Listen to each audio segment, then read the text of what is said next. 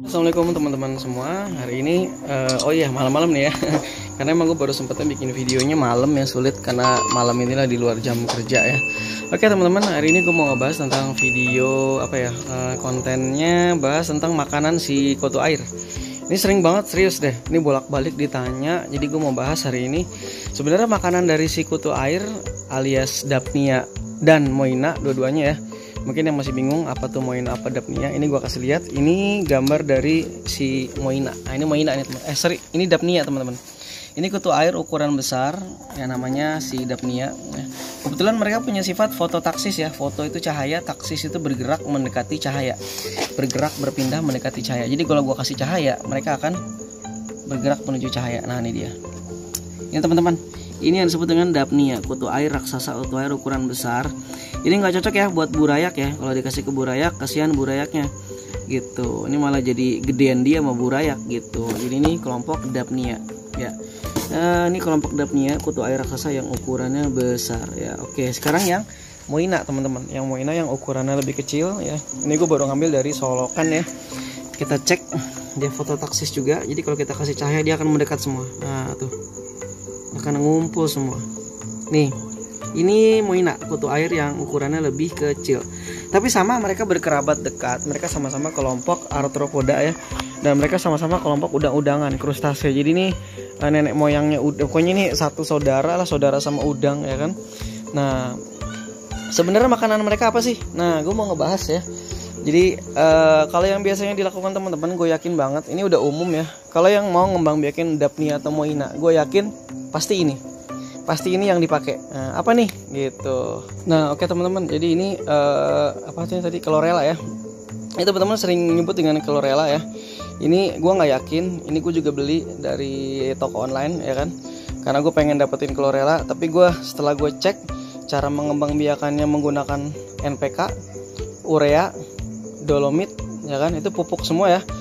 NPK, urea, dolomit, dedek ya kan. Satu lagi pakai EM4. Nah, pas gue tahu pakai EM4 juga ya berarti ini isinya bukan chlorella semua. Ini isinya bakteri sama jamur.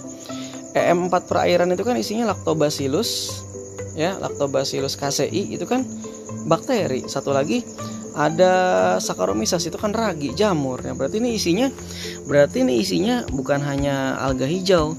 Dan gue nggak yakin juga ini isinya chlorella murni atau ini bener-bener chlorella. Bisa jadi ini kelompok alga hijau yang lain gitu ya kan. Mungkin kelompok apa tuh, kelompok apa sih, Nostoc dan lain-lain ya. Nostoc, Gleyocapsa dan lain sebagainya. Gue nggak tahu lah pokoknya intinya ini gue nggak yakin ini chlorella. Tapi memang ini bisa buat mengembangbiakan Moina atau Daphnia, karena ini isinya ada 3 teman-teman. Ada alga hijau, fitoplankton, ada apalagi, ada bakteri, ada jamur. Nah, tapi apakah benar yang jadi makanannya sebenarnya siapa sih? Jamurnya, bakterinya, atau fitoplanktonnya? Oke, kita akan simak lebih lanjut ya. Nah, setelah gue cek-cek literatur ya, gue baca-baca literatur beberapa dari jurnal dan dari textbook ya. Yang mau minta boleh, nanti gue kasih linknya, tinggal download aja. Nah, ini yang pertama. Jadi setelah gue cek, ternyata gue nyoba kultur si Moina, kutu air yang kecil, pakai ragi. Gue minta istri gue lagi bikin roti ya, Mi tolong dong bikinin ragi ya, aktifin ragi. Jadi istri gue ngambil ragi sekalian bikin roti ya, ragi terus kasih gula ya, didiamkan. Nah, setelah didiamkan gue ambil 1 sendok, gue taruh di sini. Nah ternyata lumayan teman-teman, banyak nih mereka berkembang biak. Biarpun sebagian ada yang mati ya, karena biasanya produksi dari si kutu air ini akan melambat ketika padat. Semakin padat populasinya, semakin padat kelompok si Moina ini atau Daphnia ini, maka reproduksi mereka, pertumbuhan mereka, perkembangbiakan mereka akan melambat gitu. Jadi kalau pengen mengembangbiakan kutu air, semakin lebar wadahnya, semakin lebar tempatnya, semakin besar debit airnya, mereka akan semakin cepat. Jadi kalau ngembangbiakin di tempat kayak gini ya paling cuma sebentar gitu ya kan, masanya cuma sebentar. Jadi kalau pengen banyak ya pakainya di kolam yang lebar kayak begini, 2 meter, 3 meter ya kan, atau minimal pakai begini tuh lebih tahan lama gitu. Tapi ini juga udah ada masanya nih nanti nih. Makanya kalau nggak pengen capek, kulturnya langsung di kolam gitu. Jadi udah jelas ya teman-teman. Makanan dari si Moina dan Daphnia yang pertama adalah ragi gitu. Yang pertama adalah ragi. Yang kedua adalah plankton. Nah, plankton udah jelas itu pakan alaminya. Bahkan setahu saya plankton itu memang salah satu yang paling bagus gitu. Plankton ini bukan zooplankton ya, tapi fitoplanktonnya yang saya maksud. Fitoplankton tuh bagus banget. Makanya kalau orang beberapa mengembangbiakan Moina dan Daphnia itu bagusnya dikenain matahari gitu. Ini kan terbuka nih, dikenain matahari. Kenapa? Ya karena plankton ini kan, fitoplankton ini kan dekat kekerabatannya dengan tumbuhannya. Mereka berfotosintesis, otomatis mereka akan butuh cahaya matahari gitu. Jadi makanya dikenain matahari. Ya, jadi yang pertama adalah ragi, yang kedua fitoplankton, yang ketiga bakteri juga bisa. Bakteri ya teman-teman ya, bukan protozoa. Ameba, paramecium tuh nggak bisa, itu bukan bakteri. Bakteri ya tadi, lactobacillus itu bakteri. Jadi kalau kita kasih EM4 itu makanan. EM4 itu bisa jadi makanan langsung si Moina dan Daphnia gitu. Jadi kalau kita naburin EM4 ya kita sebenarnya ngasih makanan mereka, ngasih makanan Moina dan Daphnia gitu ya. Jadi saya belum uji coba sih apakah dengan Moina dan apakah dengan EM4 saja ya si Moina dan Daphnia ini bisa berkembang. Saya belum uji coba. Tapi seharusnya sih bisa, kecuali kalau ada perubahan gitu. Kalau ada kalau ada perubahan di pH air dan lain sebagainya gitu. Karena Moina juga kalau pH airnya terlalu asam ataupun basa, mereka akan mati gitu. Jadi teman-teman gitu ya. Jadi yang pertama tadi makanannya adalah ragi, yang kedua fitoplankton, yang ketiga adalah bakteri, bukan protista atau protozoa ya. Jadi makanannya itu bukan protista atau protozoa. Protozoa itu berbeda dengan bakteri. Ameba itu bukan bakteri, paramecium itu bukan bakteri gitu ya. Jadi kalau kita ngomongnya infusoria, biasanya kan kalau infusoria itu arahnya ke protozoa ya. Nah, berarti itu nggak bisa dong harusnya. Karena protozoa itu bukan bakteri. Kemungkinan infusoria itu bukan bakteri. Kalau kita ngomongin infusoria itu yang dimaksud adalah protozoa gitu ya. Gitu kira-kira. Apalagi yang bisa jadi makanan berikutnya? Kotoran puyuh. Detritus sebenarnya. Sebenarnya kita ngomongnya detritus. Apa sih detritus? Detritus ya berarti sampah-sampah ya kan, hasil-hasil pelapukan. Contohnya ya kotoran ya kan, kotoran-kotoran itu bisa gitu. Jadi kotoran-kotoran hewan ternak itu bisa gitu. Mau dia kotoran puyuh, mau dia kotoran bebek, mau dia kotoran apalagi ayam, kotoran unggas, mau dia kotoran kerbau, sapi, kuda bahkan ya. Nah itu bisa semua. Apalagi kalau kita tambahin EM4, nah lebih bagus lagi tuh, karena mereka akan dihancurkan dan dirombak gitu. Jadi menggunakan kotoran pun bisa. Kotoran tuh bisa jadi makanan si Moina dan Daphnia langsung gitu ya. Jadi Moina dan Daphnia tuh bisa makan langsung kotoran. Makanya kalau kita pakai kotoran puyuh, kita bungkus pakai pakai karung gitu ya, itu bisa langsung dimakan gitu, bisa langsung dimakan oleh si Daphnia dan Moina gitu ya. Selain itu juga bisa digunakan sebagai pupuk si fitoplanktonnya.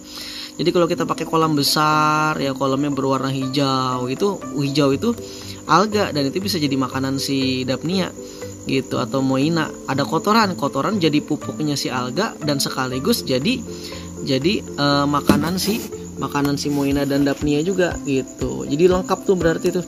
Kena cahaya matahari, alganya tumbuh terus gitu. Dan yang pasti ketika wadahnya lebih luas, siklus hidup si Moina dan Daphnia ini mungkin lebih lama. Kalau ukuran 3 meter, 4 meter gitu ya, luasnya kolamnya, saya yakin tuh sebulan bisa nyampe. Kalau ukurannya lebih lebar gitu ya, jadi kemungkinan ya bisa sampai sebulanan. Tapi kalau ukurannya kecil-kecil gini paling seminggu, palingnya cuma semingguan, 3 hari, 4 hari, seminggu lah kira-kira.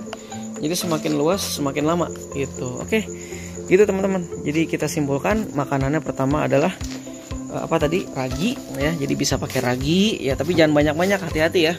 Karena kalau kebanyakan bisa mati. Karena ragi itu kan dia fermentasi dan dia menghasilkan CO2 gitu. Ketika dia menghasilkan CO2, maka ntar oksigen di dalam air ini akan habis. Dan Daphnia Moinanya bisa mati. Jadi jangan banyak-banyak. Kalau saya coba kemarin 2 hari sekali ya, mungkin 3 hari sekali juga bisa gitu. Jadi pertama ragi, yang kedua bakteri, yang ketiga fitoplankton ya, yang keempat kotoran. Nah itu bisa gitu ya. Tapi kalau ini saya punya spirulina ya. Ini saya punya spirulina. Nah, kalau menurut saya, setahu saya kalau spirulina nggak bisa. Karena spirulina tuh selnya lumayan besar ya, selnya panjang-panjang, selnya besar. Jadi kayaknya si Daphnia dan Moina ini nggak bisa makan langsung chlorella. Nggak bisa makan langsung spirulina karena selnya besar. Beda dengan chlorella. Kalau chlorella bisa, kalau spirulina nggak bisa. Kecuali kalau spirulinanya ini sudah kita panen, kita udah saring, kita keringkan, kita giling ya, sehingga menjadi spirulina powder. Jadi kalau teman-teman punya spirulina powder ya, boleh tuh dikasih makan buat Moina dan Daphnia, itu bisa gitu. Pelet juga bisa teman-teman, tapi setahu saya pelet itu efektif kalau kita pakai untuk Daphnia.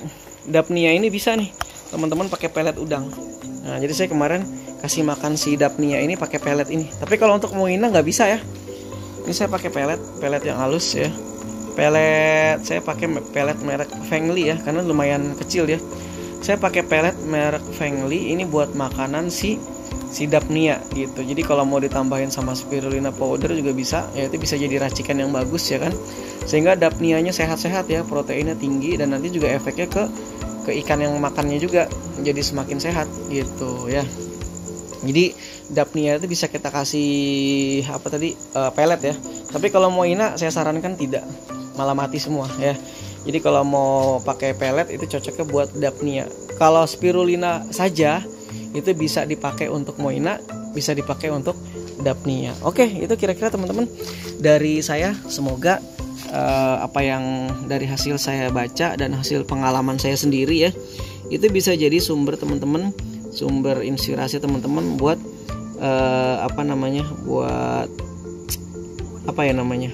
buat menyediakan pakan alami untuk ternak. Apalagi Moina itu penting banget buat burayak ikan, mau gupi, mau Daphnia dan lain sebagainya gitu ya.